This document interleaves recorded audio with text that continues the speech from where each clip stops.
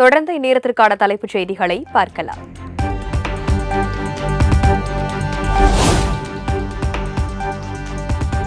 ஒரே நாடு ஒரே தேர்தல் திட்டம் ஜனநாயகத்தை கொன்றுவிடும் என முதலமைச்சர் மு.க.ஸ்டாலின் காட்டம். மசோதாவுக்கு எதிராக ஜனநாயக சக்திகள் ஒன்றிணைய வேண்டும் எனவும் வலியுறுத்தல்.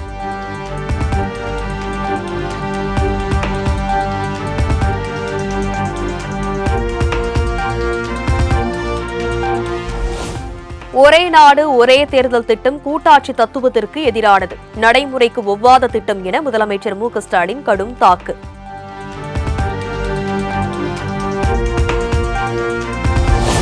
ராணிப்பேட்டை மாவட்டம் சிப்காட் பணப்பாக்கம் தொழிற்பூங்காவில் 1500 கோடி ரூபாய் முதலீட்டில் புதிய காலணி உற்பத்தி தொழிற்சாலை. தைவான் நிறுவன தொழிற்சாலைக்கு காணொலி வாயிலாக அடிக்கல் நாட்டினார் முதலமைச்சர் மு.க.ஸ்டாலின்.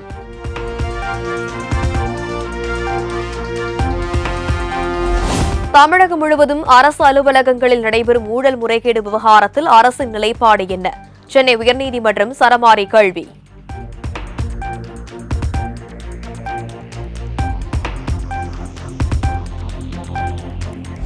தமிழ்நாடு நெடுஞ்சாலை ஆணையம் அமைக்க ஆளுநர் ஆர்.என். ரவி ஒப்புதல். ஆணையத்துக்கு ஒரு தலைவர், 3 முழுநேர மற்றும் 3 பகுதி நேர உறுப்பினர்கள் நியமிக்கப்படுவர் என தகவல்.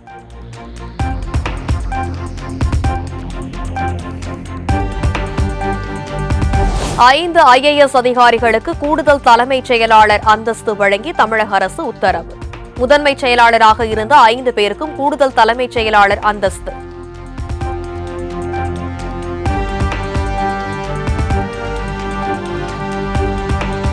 செம்பரப்பாக்கம் ஏரியில் இருந்து வினாடிக்கு 3000 கன அடி உபரி நீர் திறப்பு. மதகுகள் வழியாக உபரி நீர் வெளியேறும் ட்ரோன் காட்சி.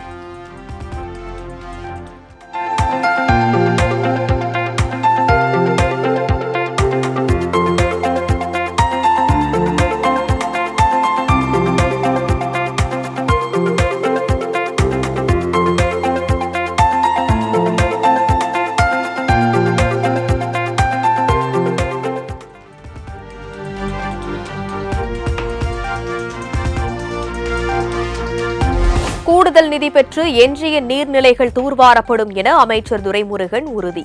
நீர்நிலைகளில் குப்பைகள், கழிவுகள் கொட்டுவதை தவிர்க்க வேண்டும் என செம்பரப்பாக்கம் ஏரியை ஆய்வு செய்த பின் பேட்டி. மட்டும் 40,000 ஏரிக்கு மேல இருக்கு. ஒரு பக்கம் தூர்வாரினா இன்னொரு பக்கம் நின்றுதான் போயிடுது. எல்லாத்தையும் தூர்வாரத்துக்கு வேண்டிய நிதி ஆதாரங்கள் எங்களுக்கு கொடுக்கல. அதுக்கு கேட்டுக்கிட்டு இருக்கோம். எல்லாத்தையும் மாறுறது ஒரே நேரத்தில் முடியாத பிரச்சனை. ஒரு நேரம் எதாவது காணிக்கா இருக்கோ அதுக்கு மாறிடுவோம்.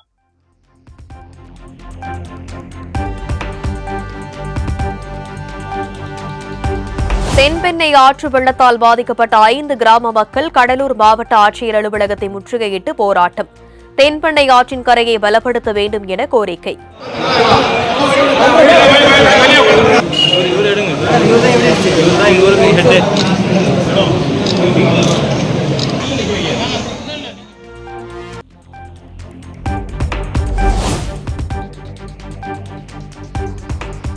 விஜய் பங்கேற்ற புத்தக வெளியீட்டு விழாவில் திருமாவளவன் பங்கேற்க கூடாது என அழுத்தம் கொடுக்கவில்லை.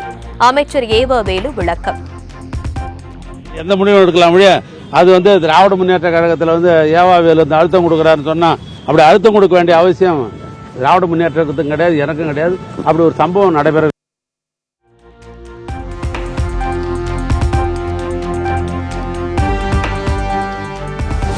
கூட்டணி கட்சிகளுக்குள் குறைந்தபட்ச செயல் திட்டத்தை உருவாக்க வேண்டும் என ஆதவ் அர்ஜுனா கருத்து.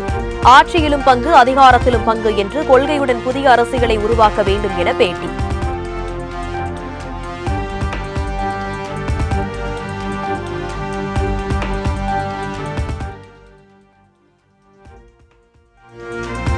அது முக்கியமா கொள்கை தலைவர்கள் எல்லாருமே ஒரு புதிய அரசியலை உருவாக்கணுங்கிறதா என்னுடைய குறிக்கோளா இருந்துச்சு. அதை சொன்னதற்காக தான் என்னுடைய ஒரு பனிஷ்மெண்டாகவும் நான் பார்க்குறேன்.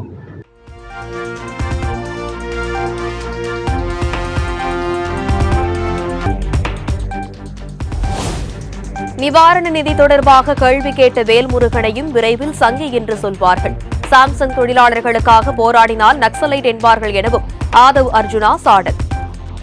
அதே மாதிரி இந்த தென் மாவட்டங்கள் மற்ற பகுதிகளில் அதிகமாக நிதி கொடுக்கப்பட்டு வட மாவட்டங்கள் வெறும் 2000 ரூபாய் பிச்சை போடுங்கன்ற மாதிரி வேல்முருகன் கேட்டுருக்காங்க. இது எப்படி பார்க்குறீங்க? இன்னும் கொஞ்ச நாள் அவரையும் வந்து சங்கின்னு சொல்லிடுவாங்க.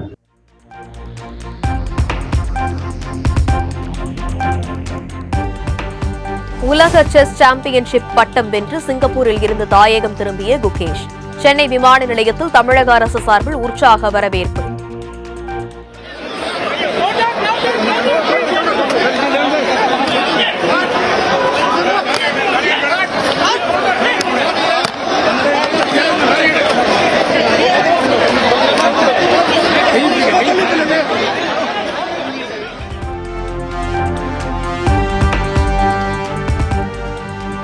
போக்குவரத்து துறையில் வேலை வாங்கி தருவதாக பண மோசடி செய்த வழக்கில் அமைச்சர் செந்தில் பாலாஜி நீதிமன்றத்தில் ஆஜர். வழக்கு விசாரணையை அடுத்த மாதம் 6ஆம் தேதிக்கு ஒத்தி வைத்தது சிறப்பு நீதிமன்றம்.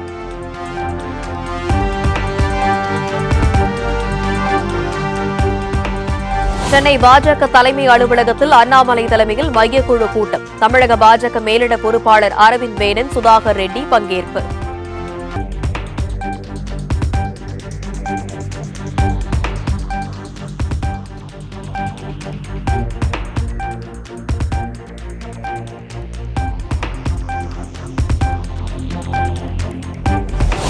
கண்களுக்குள் பெயிண்டிங், நாக்கை ஆபரேஷன் மூலம் கிழித்து வண்ணம் தீட்டிக் கொள்வது என அட்ராசிட்டி. திருச்சியில் இயற்கைக்கு புறம்பாக டாட்டூ சென்டர் நடத்திய 2 பேரை கைது செய்து போலீசார் விசாரணை.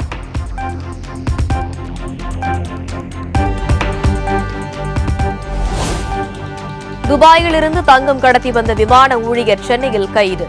1,45,00,000 ரூபாய் மதிப்பிலான 4 தங்க கட்டிகளை பறிமுதல் செய்து அதிகாரிகள் நடவடிக்கை.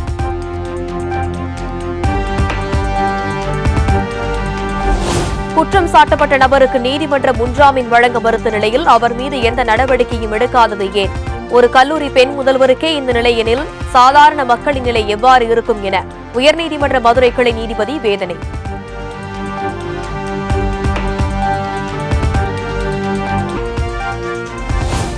தென்காசியில் குற்றால அருவிகளில் சுற்றுலா பயணிகள் குளிக்க 5வது நாளாக தடை நீடிப்பு.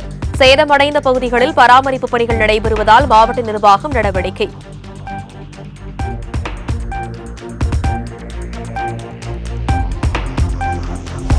வேலூரில் கழிவுநீர் லாரி சிக்கி தனியார் நிறுவன பெண் பணியாளர் சம்பவ இடத்திலேயே உயிரிழப்பு.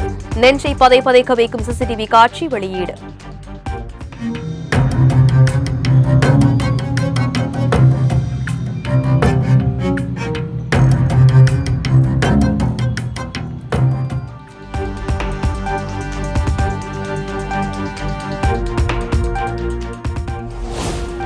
பெங்களூரு அருகே பைக் மீது கார் மோதி தூக்கி வீசியதில் ஒருவர் பலி. நெஞ்சை பதைக்க வைக்கும் சிசிடிவி காட்சி.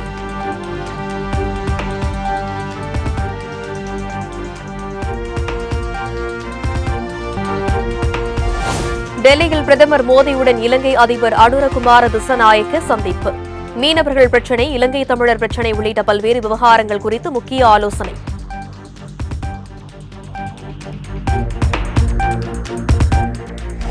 இலங்கை அதிபராக பதவியேற்றதும் முதல் பயணமாக இந்தியாவுக்கு வருகை தந்தது மகிழ்ச்சி அளிக்கிறது.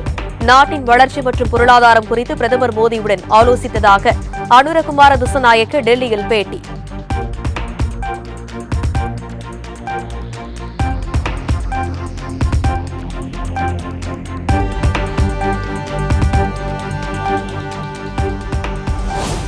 மீனவர் பிரச்சினைக்கு தீர்வு காணப்பட வேண்டும் என்பதே தங்களின் விருப்பம். பிரதமர் மோடியுடனான சந்திப்புக்கு பிறகு இலங்கை அதிபர் திசநாயக்க அறிவிப்பு.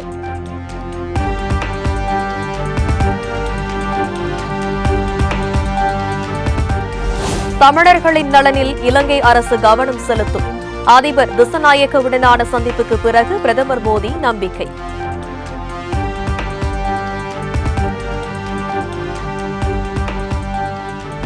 இலங்கை சிறையில் உள்ள இந்திய மீனவர்களை விடுவிப்பது தொடர்பாக இலங்கை அதிபருக்கு அழுத்தம் கொடுக்க வேண்டும். வெளியுறவுத்துறை அமைச்சர் ஜெய்சங்கருக்கு மக்களவை எதிர்க்கட்சித் தலைவர் ராகுல் காந்தி கடிதம்.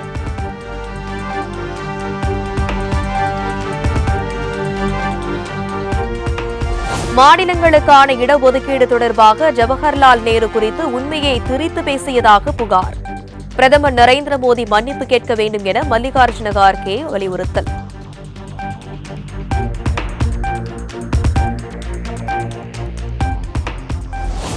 வங்கதேசத்தில் இந்துக்கள் மீதான வன்முறை நிகழ்வுகளை தடுத்து நிறுத்த மத்திய அரசு நடவடிக்கை எடுக்க வேண்டும். நாடாளுமன்றத்திற்கு பாலஸ்தீனம் என பெயர் பொறித்த பேக்குடன் வந்ததால் பாஜக விமர்சித்த நிலையில் பிரியங்கா காந்தி பேச்சு.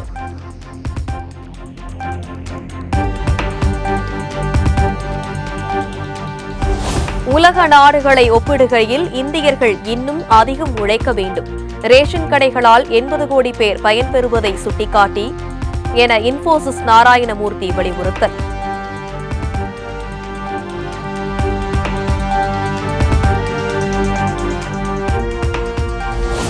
கர்நாடகாவில் ரவுடியை துப்பாக்கியால் சுட்டுப்பிடித்த போலீசார். கைது செய்ய முயன்றபோது போலீசாரை தாக்கிவிட்டு தப்பியோட முயன்றதால் காவல்துறையினர் அதிரடி.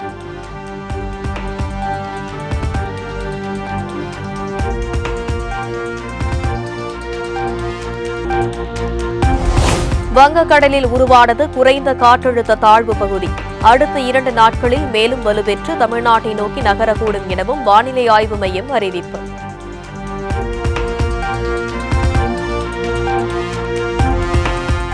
செங்கல்பட்டு, கடலூர், விழுப்புரம், மயிலாடுதுறை மாவட்டங்களில் நாளை மிக கனமழைக்கான ஆரஞ்ச் அலர்ட். புதுச்சேரியிலும் நாளை மிக கனமழை பெய்யக்கூடும் எனவும் சென்னை வானிலை ஆய்வு மையம் கணிப்பு.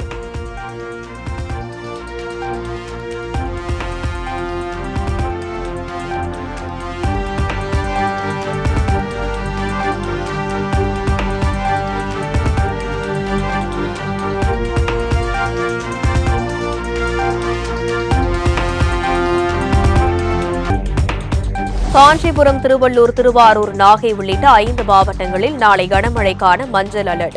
காரைக்கால் பகுதிகளிலும் கனமழை பெய்யும் என சென்னை வானிலை ஆய்வு மையம் அறிவிப்பு.